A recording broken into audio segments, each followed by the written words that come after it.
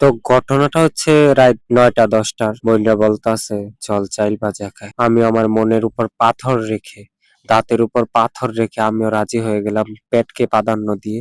আর এই জায়গায় দেখেন একজন ইউনিক পারসন, সে তার হাতকে প্রাধান্য দিয়েছে। সে হাতের কি বলে? হাতে মেহেন্দি দিয়ে তারপরও চাইল ভাজতাছে, তারপরও চাইল ভাজবে সে।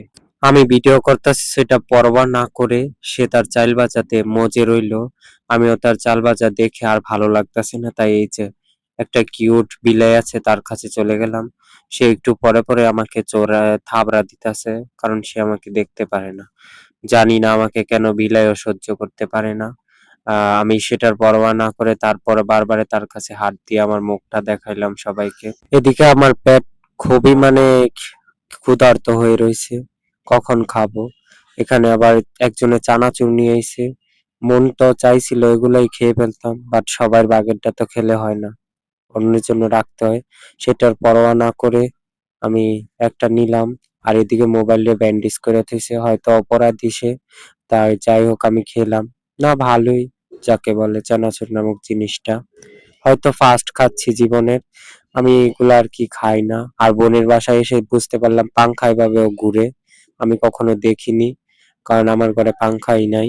যাই হোক আছে, কিন্তু এই কালার না, ঘুরে আমার ঘরেরটাও।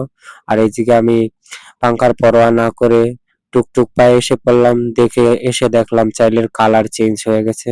আমি প্রথম মনে করছি ওর হাতের মেহেন্দিতে এরকম হয়ে গেছে, কিন্তু ও বলছে না এটা হয়ে গেছে তাই এই কালার।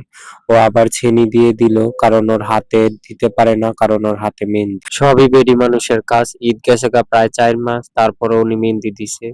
যাই হোক সেটার পরোয়া না করে সেটা আমি ইগনোর করে চাইল ভাজা নিচ্ছিলাম, কিন্তু অনেকটা গরম ফেলে চেলে আমার হাতে ২টা আসলো, কারণ আমার তর সচ্ছিল না কখন খাবো। তারপর আমি মুখে দিলাম। আর যাকে বলে আমার কি বলে ওগুলা অনেক শক্ত, তাই আমি ওটা ইগনোর করে এই যে আমাদের চাল ভাজা শেষ সবগুলা। এখন পেঁয়াজ মরিচ রসুন হলদি জিরা মসলা আদা রসুন দিয়ে মাখবে এগুলা। কিন্তু ওরা খাচ্ছে, আমি নিতেই পারতাছি না গরমের কারণে। কি হচ্ছে আমি বুঝতেছি না, আমার সাথে কেন এরকমটা হয়। তো চাইলের সেই হটনেস ইগনোর করে নিলাম আমি কতগুলা চাল, মুখে দিলাম। যাকে বলে আমার দাঁতগুলা অসহ্যভাবে ইগনোর করতেছিল এগুলা খাওয়াতে, কারণ অনেক শক্ত। তারপরও আমি আমার পেটেকে প্রাধান্য দিলাম, দিয়ে খেলাম। খেয়ে এই জায়গায় বিলাইকে বলতাছি এখান থেকে নিয়ে খা, কিন্তু বিলাই বলতাছে ফালতু লোকে করে কি। যাই হোক তারপরও বিলাইরে দিলাম, কিন্তু খেলো না। ও মাছ গোছ খায়, ও ভিআইপি পারসন। তাই আর আমি চেষ্টা করলাম না। আর এই জায়গায় ২ জন মারামারি করতাছিল, কিন্তু আমি গিয়ে ডিস্টার্ব করলাম। তারপরও আমাকে মেরে দিল। বারবার হাত দিচ্ছিলাম, বলতাছে, "এই তুই হাত দিস কে বারবারে?" যাই হোক বিলার এই এ মজা নেস ইগনোর করে আমি এই জায়গায় চলে আসলাম। বোন মরিচ দিতাছে আর ও হাতের মেহেন্দি ধুইয়ে আসছে, কারণ এখন খেতে তো হবে।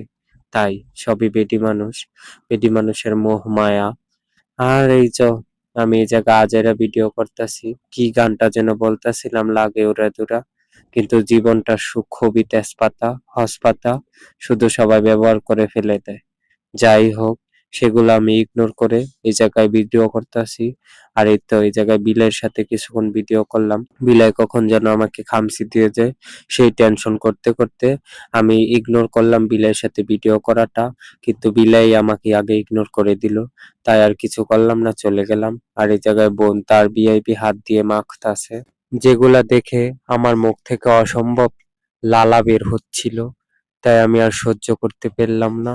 সেগুলা ইগনোর করে আমি কখন খাবো সেই চিন্তায় বসে রইছিলাম। আর এই জায়গায় একজন চলে গেছে, তার জন্য র‍্যাপিং করা হচ্ছে ভিআইপি কাগজ দিয়ে। সেগুলা ইগনোর করে আমি খাওয়া শুরু করলাম।